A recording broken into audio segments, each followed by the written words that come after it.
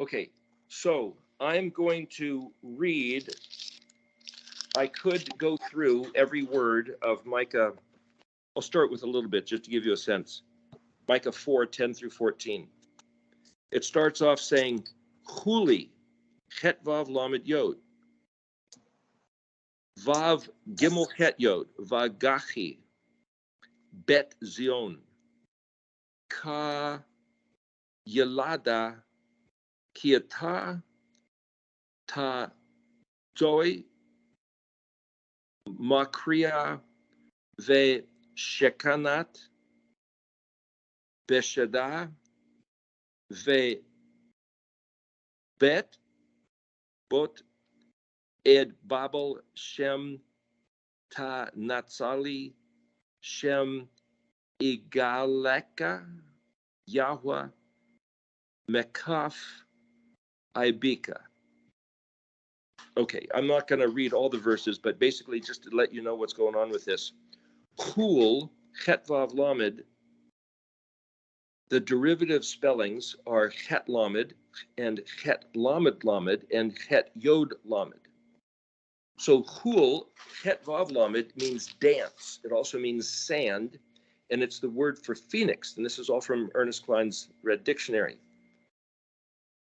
Well, that's like the Hawaiian word hula, where a young lady will do a dance in the sand to tell a story. Hula, huli, hula. It's the exact same word. Only the Hawaiian word is spelled with an H, and this is spelled with the letter chet, which is pronounced as a and some people write as a CH, or it's the eighth letter, where in the English it's pronounced as an H. That's the confusion. We've gone through this before, and I know I just kind of, the previous talk a moment ago, reiterated some stuff from last week and other weeks, but I say these things just to kind of get people up to speed.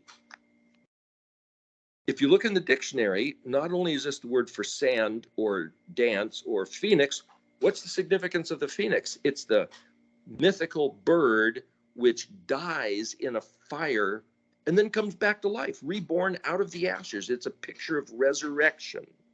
So is the phoenix a fantasy mythology story that we shouldn't be telling that story because it's a fake bird about fake gods? Or is it built into the Hebrew language as the concept of zadi, of resurrection? A bird is rebirthed out of its own death. Out of the ashes, it comes back to life, like a seed buried in the ground, coming back to life. And then this next word, huli, also means to writhe in labor as some type of a dance. So to picture a woman in pains of labor, about to give birth and moving around in agony of some kind as a type of dance.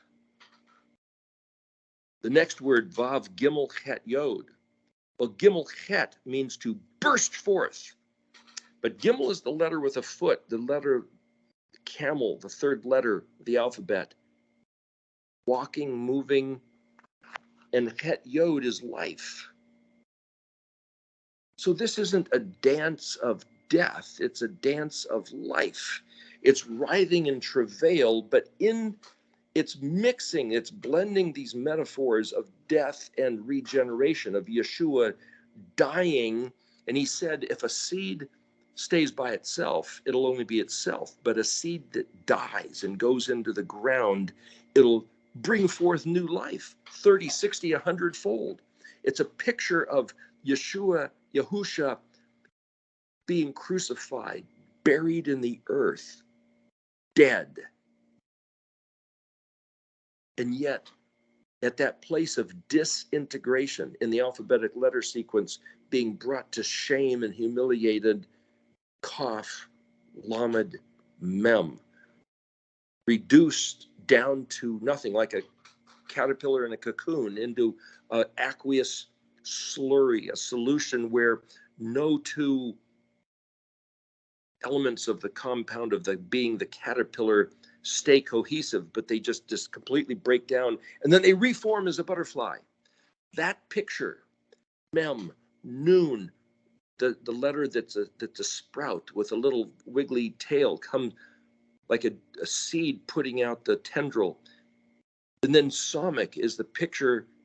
If you look at it shaped like a menorah, the seed becomes a vine, becomes a tree, becomes something that bears fruit with multiple fruits, multiple more seeds. These are all metaphorical stories built in the alphabet.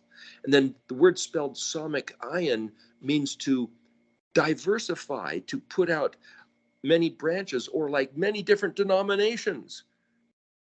Ayin Pei means to put out a wing.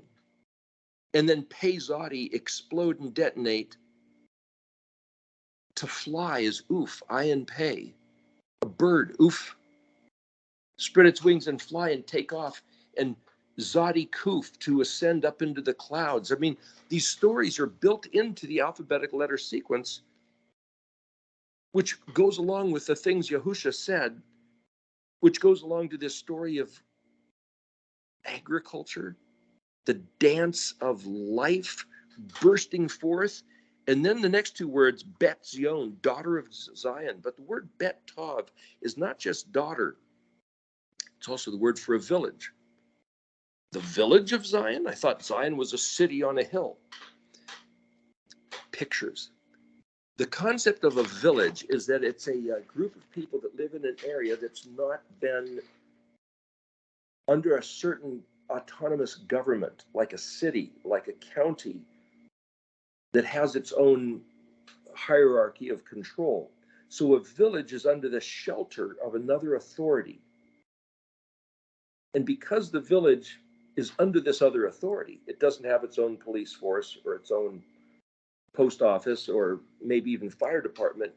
The city, the higher authority, takes care of those things. The village is just the place where people live, but yet they pay their taxes or give obeisance to the higher authority, like a daughter living under her father's roof. That's Bet Zion. What's Zion? Zadi Yod, the sprout, like the blossom of the rose, sprouting according to the color and shape of the DNA of its seed. The woman of Yahuwah, impregnated with his seed, will manifest Eric, beauty. sorry to interrupt you again.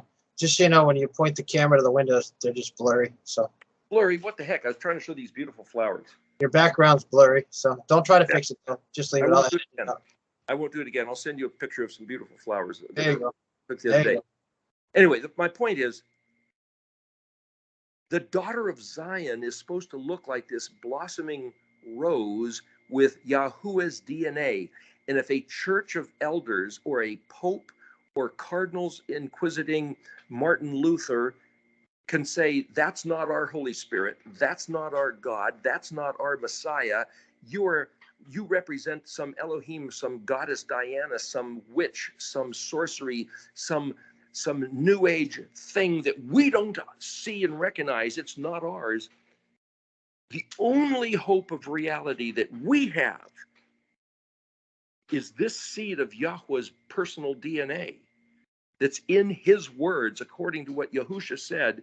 The word of Elohim is the seed that he plants metaphorically in the field, the fish, the noon in the water, mem, the impregnation of his woman, whether it's the so-called bride of Christ, the so-called Am Israel at Mount Sinai, or the women of Ephraim and Yehuda in Jeremiah 4. They're mixed metaphors. You can't sit here and figure this stuff out.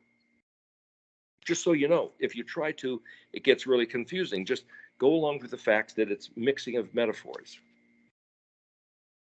So if we say Huli Vagahi Bet Zion, Ka Yelada, like giving birth, dance this writhing in labor of bursting forth life, like the woman who's under the authority, like the village under the city, deserving of all the attention and provision, as if she's giving birth to her husband's DNA.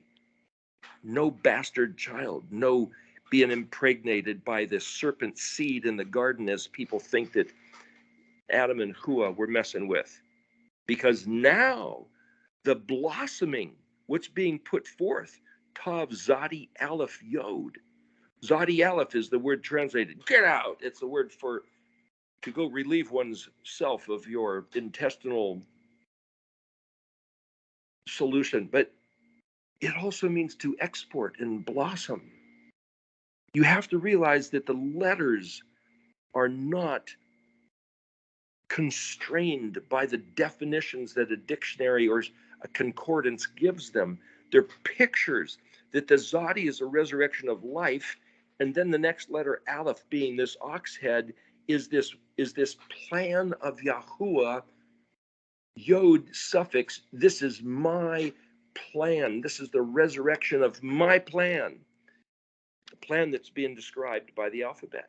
And then this next word, Mem Kuf Resh Yod Hey, Makriya. Well, Kuf Resh Yod, Kari, precious, dear, costly, rare, valuable, enhanced value of worth. Yod suffix my, Mem, the place or the time or the tool, Hey, suffix expression. But then, because I know about these derivatives and the spelling of the words, Kuf Resh Aleph means learn how to read. To learn how to read what these letters mean, these pictures. Kuf Resh Aleph means not only learn how to read, but build a roof. Causal, by chance. The next word is Vav Shin Kaf Nun Tav. Well, Mishkan, dwelling place, the mem is the place or the object of dwelling or abiding. Shin Kaf Nun, Shekin, like Shekinah, like the Holy Spirit. Shekinah. Well, Kaf Nun means yes. So this is the true dwelling, the actual Holy Spirit. Abiding, surely, verily. Remember, Yahusha said, when he left, says, I will send you the Ruach. I will send you the Comforter to dwell with you. The word comfort is Nun Chet, the root of the word for Noah, Noach, to rest in comfort. I will send you the Comforter. He will lead you into the ways of truth, which are the ways of Kaf Nun. That which belongs to Kaf Nun is Shin Kaf Nun, using Sin as the suffix, and the Mishkan, the place where the true of verily so is the Mishkan pattern. There's another picture here. The next word, Beshadah. Shad is a female breast. Well, female breast is a thing of beauty to look at, to cuddle with, but Shad also means a place of devastation. It's also a chest of drawers, a place of find what you need, of provision. So Shaddai is El Shaddai. Aleph Lamed, not E-L-L-E. That would be the French word for this breasted woman. But what I'm saying is that, even French and English, these words, what's the purpose of the breast? It's to nourish the one being born. Who's being born? Dance like a woman giving birth, where the purpose of the breasts are fulfilled by nourishing the baby. Okay, what I'm saying is you got to be able to read these things, all about the word Yahweh being the masculine seed planting tool to impregnate his woman with his seed so that she can bring forth, and then the purpose of the Shad at that time and place can be realized. And the next word, Vo Ed Babel, it'll be a time of arriving of great confusion, great perplexity. And then the next word, Shem Na Nun Zadi Lamed Yod, Ta Natsali. Natsal Zadi Lamed, Nun is the prefix letter, is to sprout. Nun Zadi, Nats is to sprout. And Zadi Lamed is covered, protected, hidden, shaded, saved, delivered, to be utilized for salvation. The Shad, the Shem of Igalekai, the time, the place where Yahweh's name of being, your protector and redeemer, is manifest. Not just theoretical, latent dogma, but the reality. Where's the God of the Protestants, the God of the Jews? Where is the Elohim of Israel? Whoa, right here. And it's contingent on his woman who he impregnated, birthing the sprout, the Zadi, the Nun of his seed. So if she's not harboring, incubating his seed, but she has the seed of Christmas tree ornamentations, gold and silver balls, and Easter egg ornamentations, Easter eggs of Ashtart that have been dyed in the blood, the red blood of a human sacrifice. That's not Yahweh. Nor is it his woman, nor is it his seed, nor will it sprout life. Nor then will we be redeemed from the trapping that our enemy's hand have got his people in. So for this to sprout, the real eschatology of the redemption of Israel, it's Israel's fault for having Elohim Achrim in their heart. Now I'm going to read my reworking of these 5 verses. Micah 4, verse 10. Dance, burst forth, daughter of Zion. Walk alive as one under the shelter and authority of command, so deserving attention. Writhe in labor, dance like a woman giving birth, because now is blossoming, publishing, exporting the most enhanced product. What is precious, dear, costly, rare, valuable, I learned to read. It seems quite by chance, serendipitous actually, but it is essentially the construction of a roof over the Shekin, the tent of truth, a shield from every storm.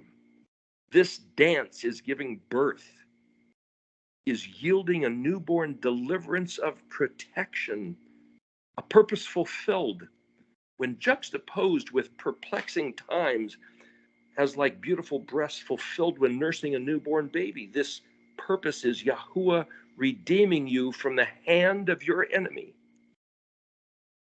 Those who hate you have you trapped like a bug caught in their glass jar. Yahweh is reversing the circumstances. You will observe them trapped in their own device.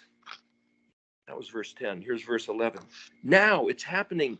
They gather and assemble above you nations, great, empowered, massive with force, making declarations, mandates, decrees of godless, profane pollutions. Their eyes envision that the blessings of Zion are their own to possess. They flatter themselves with the panoramic view of world history, culminating in their achievements, that the ultimate utopia is to be grasped at their reach. They see the fruit by their science, their own think tanks constructing the orchard ladder by which to attain the necessary elevation. It's right there for them. That was verse 11. And mind you, I'm not making these things up. Every word I'm using here is extracted from the words that are spelled in the Hebrew, just so you know. Verse 12, yet they don't know the strategy, the plan, the ingenious calculations of Yahweh. Simple, arithmetic, profoundly geometric, algebraically entwined. They do not understand his counsel, the fruit of his DNA. The field of his harvest is reaped by gathering them together, binding them into sheaves, threshing them as grain. There was a song called John Barleycorn's Wake. The barley corn, interesting that in the month of Aviv, it's the barley that has sprouted and come to fruition in these days of counting unto Shavuot, which is coming nigh upon us. They plowed, they sowed, they harrowed him in, threw green clods on his head. John Barleycorn was dead. Well, John Barleycorn, that's the barley that when it was ripe, they then turned it into a nut brown ale for drinking. Their Yerad, Yod Resh Dalet, the lordship of dominion over nature, yields their own intoxication, blinding them to the irony that the Zadi of the ayin of Yahweh, the sprouting of the fruit, the seed, the ayin, the circle with the dot in it, this is the sprout. If you know the alphabet letter sequence, this story comes alive. They are blind to the irony that the Zadi of the ayin of Yahweh is to have them expend their own labor for their own milling at just the right time. It's kind of like an army comes in and captures a people and makes them dig their own graves, and then they shoot them and dump them in the hole that they dug. It's that same kind of picture. That's what Yahweh's doing with these people that are his adversaries against his Kadoshi Israel, the Bet Zion. Verse 13, arise and thresh, O daughter of Zion. This day of sunshine is for your reaping. Your sickle is iron. They are brittle chaff. Your horn of privilege, your corona of radiant splendor is solidly placed on your head as the foundational pillars upholding the cosmos.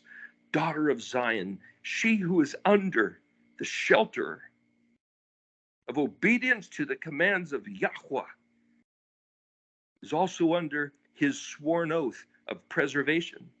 Her shelter is a fiery furnace consuming those who chafe her. She who is tender and delicate unto Yahweh, Hanani, his graceful coquette. Like green sprouts of the Aviv, barley, your self-control being bridled to the command of Yahweh, harnessed by his mitzvot, is your bronze hooves. So as an antelope rejoicing in the frolic of run across the fields, ripe and dry for thrashing, carelessly daring, fields of great honored important people, hordes and masses, set apart as the exclusive domain of Yahweh for his harvest. The harem of Yahweh, devoted to him, attentive to his eyes, are Betsy, Bet-Zadi Yod, like Bet-Zion is one of the words used. Betsy is an unswampable boat, while a net is spread to capture fish in his pond. Those who wait and hope in writhing anguish in the dance of labor pains, it's actually the war dance of the one impregnated with the seed of Yahweh, his chosen to prevail valiantly. In particular, of all the earth, Yahweh chose this people to do this thing at this time because all the earth is his. They will exude gain, squeeze out victorious accomplishment. Again, another metaphor of this birthing process. Accomplish reality, the sparkle of his eye, his vision birthed in manifest. Here is the Resh Zadid, which was the Aleph in Yahweh's mind and heart when he built this whole place. The word earth, Aleph, Resh, Zadi, the Aleph, I will, this strong ox head arrow pushing to the Resh, Zadiing, resurrecting Yahusha, coming out of the grave, Israel, Am Israel, coming back to the terms of the Zadi covenant, being his people, birthing this vision, the vision that Yahweh's enemies have. He will use as the fodder to fuel this engine, throwing that chaff, the chaff, into the fiery furnace, as it were. Picture like a locomotive engine, these mixing of metaphors. Verse 14, now the fruit come cut from the tree. Remember, they were reaching to get this fruit, building a ladder of science and their own banking and their own government and their own military to reach that fruit. You might call it AI. The one who has been raided is deserving of the rewards of the raid. The daughter who had deserved being raided, confined, besieged, oppressed, afflicted, constricted, enclosed. Leviticus 26, Deuteronomy 28, and Jeremiah chapter 3 and 4. But now she who lifts up the Shem of Elyon, the Most High, we are lifted up. The rod, the staff of instructional authority, is the very stick in his hand he uses to strike the cheek, to balance the scales of judgment, making them level. That's Aleph Tav, Israel. See, the word Israel, Prince of El, straight, smooth, right, is the balancing of the scales. In the word shofet, the last three words here is shofet, is Aleph Tav, shofet, Israel. Aleph Tav is to make level the balanced scales, because the word Israel means to make level, smooth, and straight. It's not just the word, the name Israel. It's the commanding authority to make level. That's shofet. Mishpat, memshin petet. Petet means zero sum gain, you might say. It's like a tied score. It's perfectly even and balanced. So then there's this picture as the exodus from Mitzrayim, pillaged, looted, raided the wealth. The Hebrew, the 12 tribes that were nurtured, fostered, incubated in the womb of Mitzrayim, the place of oppression, the straits of, like being birthed through the birth canal, being squeezed out, and then they were given all the loot to pay for their years of slavery in Egypt. So we have the same picture to expect now for this thing called the Greater Exodus that we read about, where we talked about, I think it was last week, or where the first Exodus won't even be remembered. It'll be so great what he's promised us. So here he's got his people. Yahweh has the Am Israel scattered across the face of the earth like seed, developing, unknown, unseen, incognito. Well, that's like Yeshua coming to earth from the Aleph zone, the heavenly realm, to the Bet zone, the cosmos, the universe, as matter, put into the embryonic essence in disguise. Bet Gimel Dalet. In disguise. Israel being scattered across the face of the earth, nobody knowing who they are. So there's this story, I think we talked about it once before. I believe it's called the Raping of Europa. And so the question is, why does the continent of Europe, why does it carry the name Europe? Well, it comes from this lady named Europa. And there's something in the scripture that says, don't even recount the names of other Elohim, Greek and Roman gods of other Canaanites and Egyptians and Assyrians. But I'm going to tell you a little bit of a story of a ancient folklore about a certain god of the Phoenicians. Now, I'm not trying to break the command to not even mention the name, but I want to tell you something really interesting that if you think about it, it's quite profound. And it's not about a fake god. It's about Yahweh and his covenant with Israel. It's wrapped up in disguise as the god of the Phoenicians. And the I think it's the island of Crete or Cyprus. I think it's Crete. Anyway, the point is this. As the story goes, the lady named Europa is the daughter of a Phoenician king. And the cities of Phoenicia were Tyre and Sidon and maybe Byblos and some other areas, what we now call Lebanon. And way back in the about 500 BC or 600 or 700 BC, hey, that's right about the time when the Israelites became known as the Phoenicians later. So you have to go back and say, who were the Phoenicians? Well, according to Stephen Collins, who wrote the book, The Lost Tribes of Israel Found, when Israel was brought out of Egypt, Yahweh says, you're my people and I'm your Elohim. Don't have any other kings, I'm your Elohim. But then the people cried they wanted to be like the nations. And so in the days of Samuel, they really demanded a king. So Yahweh picked Saul. And Yahweh said to Samuel, they're not rejecting you because he was the prophet over the nation. So they're rejecting me. But I'll give him a king, but he'll torment them and he'll put their best young men into the military and have them killed, and he'll take the best young women and have them for his own harem, and he'll take their taxes and take their lands and on and on. But that's what they want. That's what they get. Okay. So then Saul became king, and then David became king after him, a man after Yahuwah's heart. And then David begat Solomon, and Solomon was told, don't multiply horses or women, which he did both. He multiplied everything, and he gave his kingdom to Rehoboam.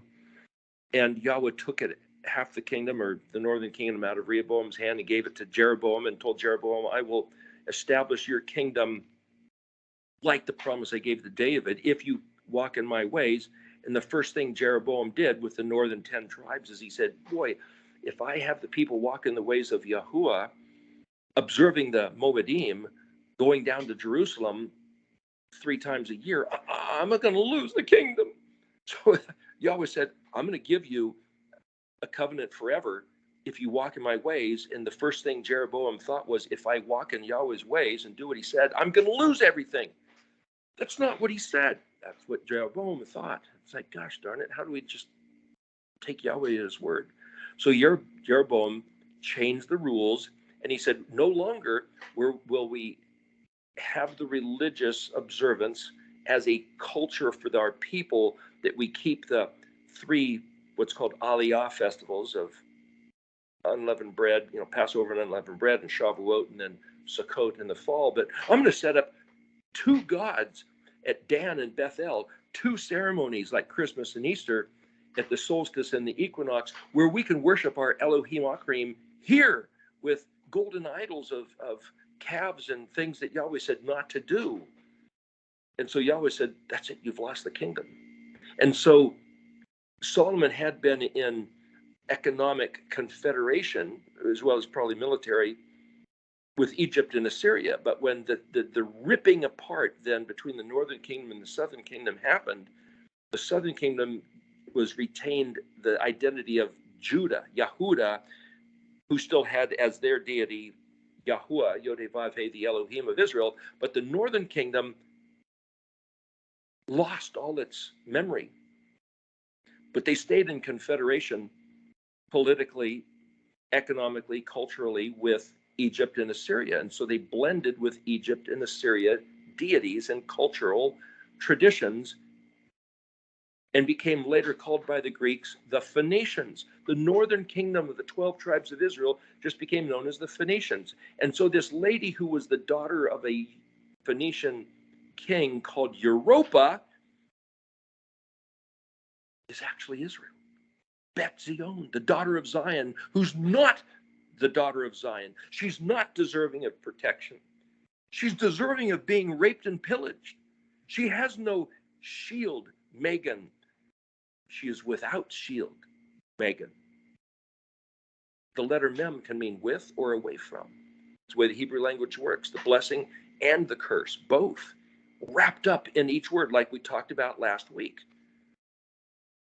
And so as the story goes, this lady tended cattle in an open, safe field, but she was protected by her father, the king, and nobody could harm her, like Israel being protected by Yahweh, as long as they did what he said and walked in his ways and obeyed his commands.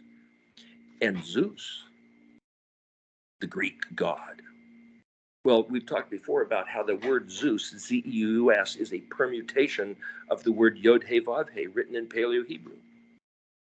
U-S, the Greek suffix, the letter Yod looks just like the letter Z, and the E looks like the He. And so actually the god Zeus, he turned himself into this white bull, a very kind and gentle white bull. That's the fake God as a bull. That's turning Yahweh into a different God, a different deity, a fake representation. That's an Elohim Akrim of Yahweh himself. This white bull that's very kind and gentle, that we call Zeus. That's changing his name. That's changing his character. That's changing what he said. That's a fake religion based on the stuff, the integral pieces of the true observance of Yahweh, the Elohim of Israel. But so here this Zeus, who transformed himself into this white, very kind and gentle bull, he shows up into the field of the cattle that Europa is tending, and he gets closer and closer, and she's nice to him and pets his nose. And then one day she jumps on his back because he seems so domesticated, and now that he has her trapped, he takes off running and jumps into the Mediterranean Sea and swims out to, like I said, I believe it's the island of Crete, and imprisons her in this foreign bastion, this Bastille, this castle of his dominion, and rapes her, and she brings forth children who become the people of Europe, all the various nations. That's Israel. That's the 10 tribes, the 10 lost tribes of Yahweh's, who's supposed to be the daughter only impregnated by him. Again, mixing metaphors, the young lady with his seed now has the seed mixed with the Greek god and the pantheon of the Roman culture that became Europe, that became America, that became Christianity. And here we are, coming back to Yahweh's seed, his DNA in these 22 letters, retained in his Moedim, his testifiers, that identify his character, nature, command, authority, instruction, and teaching. And he said, remember the Sabbath day. Remember Yom HaShabbat. Do no work. Regard these 7 festivals. Be my people, obeying my command, walking in my ways. Listen to my voice, read my words, write my words on the doorposts of your house and upon your gates, frontlets between your eyes. Think on these things. Learn to read Haggah. Ponder and meditate the spelling of these words like David did, like Yahusha did. This is the restoration and bringing forth in travail those fine-hide words, the same word, horn, Quran, radiant, gleaming, the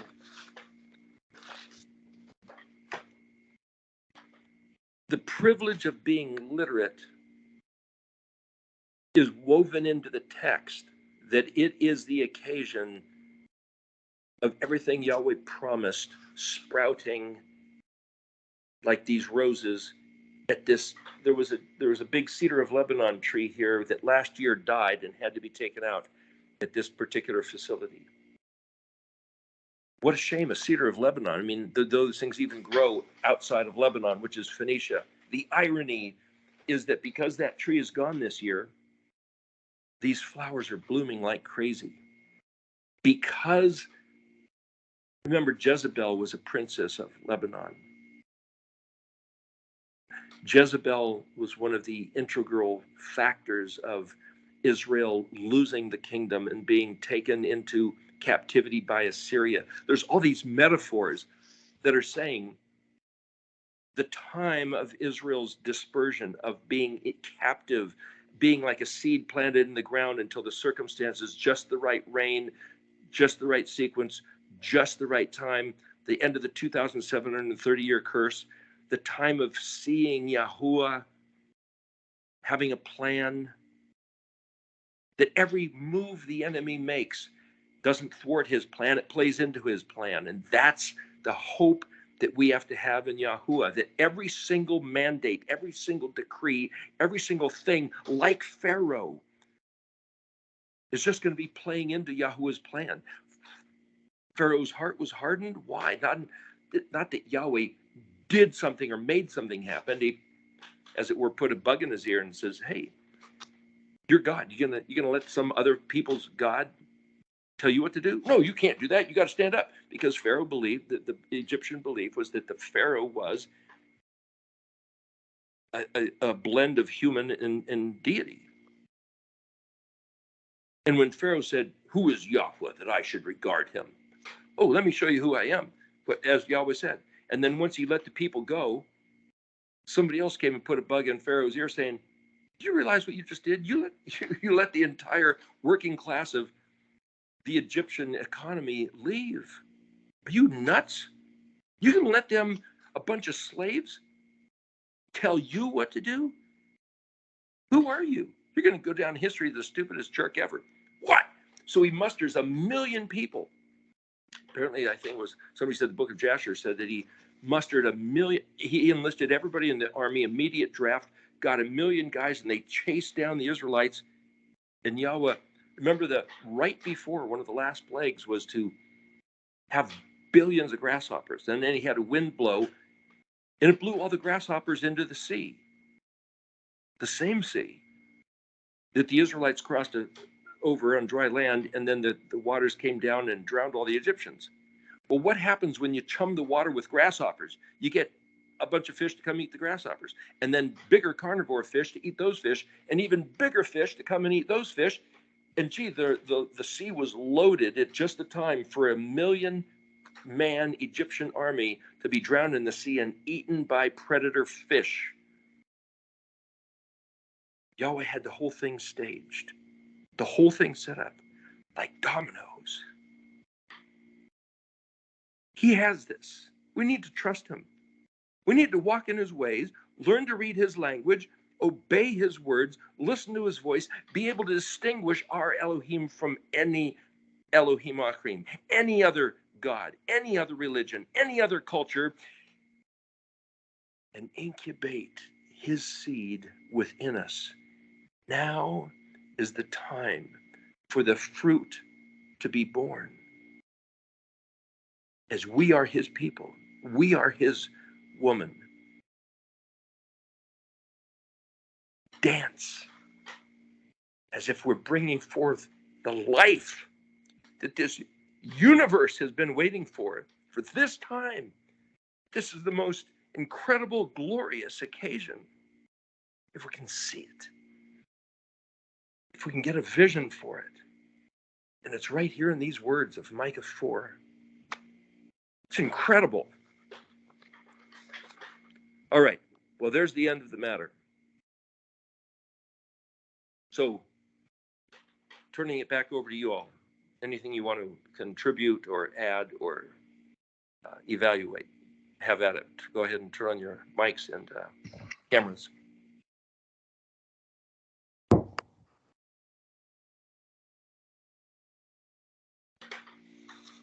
Well, to me, it's what you taught today is similar to a lot of what I teach, that we are not to be victims.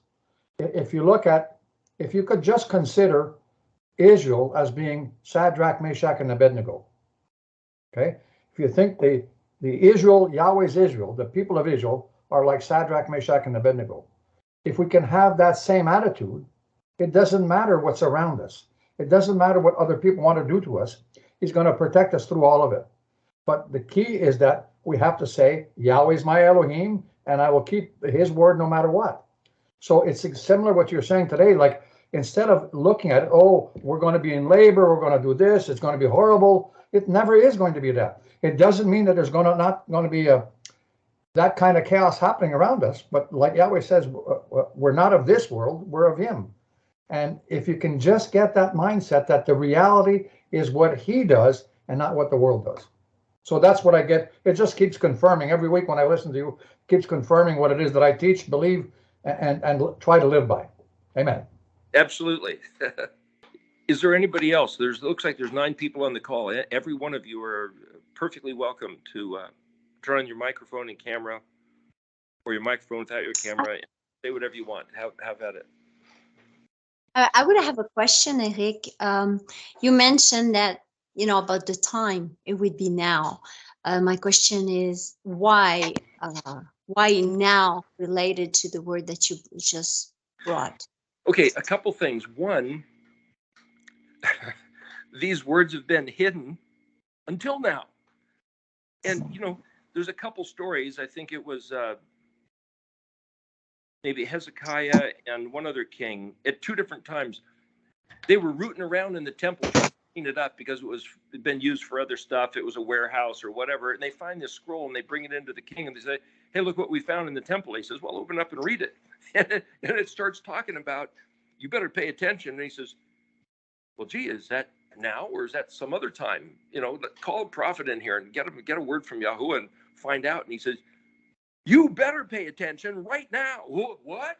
It's like, it's kind of like when you find the words that say, now that you've found this, you better go blah, blah, whatever that. It's like, what? Is it talking to me? Yeah, just because of the circumstances. But the other thing, it happens to also coincide. Gee, we're outside the 2007 or 30-year curse. That didn't happen before. Oh, that's interesting. And one of the first things it says here, it'll be a time of great complexity, problem. The word is Babel. If I can find where I wrote it here. In verse 10, Vav Bet Aleph Tav, that's arriving, Ayin Dalet, when Babel, confusion, witnessed by the perplexing times of Babel. Well, that looks like now, you could argue, hey, look, it's been confusing times for the last 3,000 years. Yeah, but look what they've done the last 2 years. Gosh, not just confusing, but stupid, but ignorant, but controlling and dominating. And the word before that was Bashada. You could say, well, that's just not beautiful or breast or open field of destruction or chest of drawers, but an evil spirit of annihilation. Yeah, that's what they've been doing. That's what they tried to do. If you know what that little thing that they were injecting into people was designed to do, and it was a time bomb. So maybe right now, some places people say, oh, well, okay, I guess it's past. I mean, here in California, only 1 or 2 people you see wear a mask. Everything is kind of wide open. And, they opened up Hawaii to travel without that. And it's like what they injected was like a wasp planting its seed into a caterpillar that starts eating the caterpillar from the inside out. Or there's different fruit where a wasp, or like a fig tree, apparently a wasp has to pull in and die or plant its seed inside every fig fruit has a dead wasp in it. We were reading the other day because there's a fig tree here, and it's like weird stuff you never hear about, but it's built in to the universe. So the last 2 years they've been injecting things inside of people like a time bomb that's going to grow and develop and turn into something else. And this having Yahuwah's own words and his language and his seed, his commands within us as his daughter. I've never heard this planted. I've never heard this talked about in any other group I've ever been in for 67 years. Gee, but now here it is. These words come alive. Looks like now to me, I choose to believe it's now instead of believing somebody else's generation. So even if I'm wrong, it's not now. You're going to get old and die and this never happened.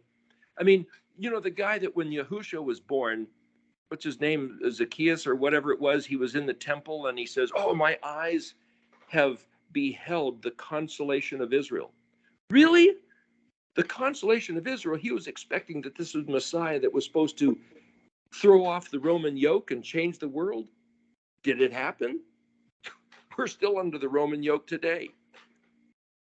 British Roman, look what they're doing in Australia and New Zealand. Ah, great. But what I'm saying, was that guy wrong? Did he not see the consolation of Israel? Or did something happen to prolong the curse that there might have broken open 2,000 years ago, but it didn't happen, but it might break open now? Is this the consolation of Israel? I'm going to choose to believe so, the same way that guy chose to believe so. And if I'm proved wrong, so what? I'm going to go for Yahweh's words being true, for his words being now, for the power being real, for us being his people. And hooray for our side, everything is going to sprout like these roses at this time of Aviv. I'm going to choose to harbor that like Joshua and Caleb going into the promised land. Hallelujah. Amen. That's an excellent answer. I totally agree. Amen.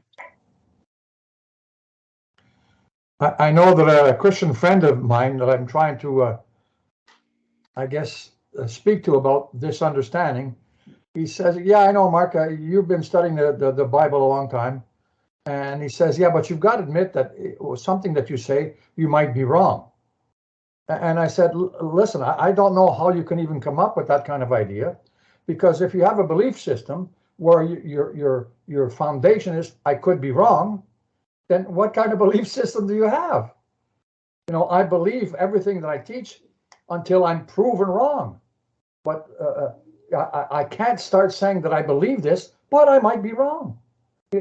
It's like illogical, totally illogical to me. I don't understand how people can have that. Oh, you could be wrong. You believe this, but you could be wrong. Well, then you don't really believe it. Right. So the fact that I could be wrong is your belief, not my belief. My belief is that I could be right. Yeah. And everything these words say validates the absolute veracity of it. Even to that word that I read that means that the word Mishkan, right? Not the word Mishkan, it's Vav Shin Kaf Nun Tav. It's in verse 10. Kaf Nun means yes. So the Shin Kaf Nun is a dwelling or the harbor of yes. It means to abide, which means surely, verily. This is where yes lives. Well, that's the womb of truth. That's what this lady's giving birth to, because she has these words of Yahweh's seed within her. That's now. Again, so a lot of it, when you study the scriptures, you have to try and understand that it's the perfect foundation.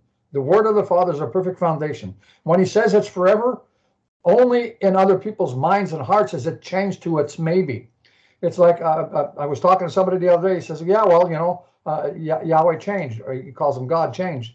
And I said, well, do you believe that when Yahweh says he will never leave you or forsake you, you believe that?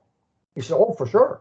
So if he says, is that not also forever? If he says that he will never leave you forever, he is always going to be with you, and you believe that he's changed in other areas, how do you know that he's not going to change here?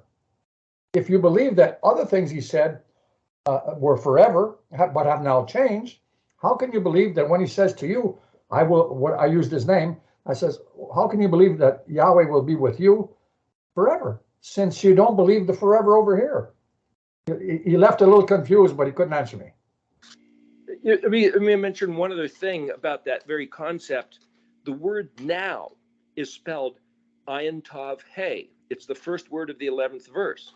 Well, the letter Ayin is a circle with a dot in it, like an eyeball, means understanding. But the word Ayin, the numeric, or you might say the chronological sequence is our letter O, drawn like a circle. The word ayin means to consider, to ponder, to weigh carefully, balance exactly, look well to, but it's also a spring or a deep fountain, a well, water at the depth that brings forth a source, as a source that brings forth this refreshment of life. And I could look at this and say, well, the letter ayin is also drawn like a womb with a life, an embryo in it, or a fruit with a seed in it, the eyeball with a pupil in it, and the next letter is the tav, which is the sign of the covenant, or the meanings of the letters He expressed. So now, Ayin Tav He, is the time when the seed of life that's in the covenant is manifest, is revealed, is made known. Like the fruit that is pollinated, that has the seed. The egg, which is fertilized, is seen to be of substance, of truth. And then the word ayin zadi vav tav, which is in the verse 12, that they don't comprehend that Yahweh really does have a plan, that his counsel, well, the word counsel is ayin zadi hey, in this case, ayin zadi tav vav, but ayin zadi is the sprouting of the ayin. So it's the resurrection of that, of Yahusha in the grave. So Yahusha in the grave is like the dot inside the circle. There are all these pictorial metaphors. The fertilized egg, the fact that within this tomb of death and Kaf Lamed Mem, humiliation and reproach and calamity, he sprouts back to life as according to the terms of the covenant being nailed, Ayin Zadi Tav Yod, and blows the whole thing open. Why did he have to die? Go back and watch that video. It's like, wow, he just established that this is the gamut course of the entire the 22 pillars which hold up the entire universe. It's like knowing that electrons and protons and nucleus and the orbit of electrons is what builds the elements which build the universe of matter. It's the same essential construct.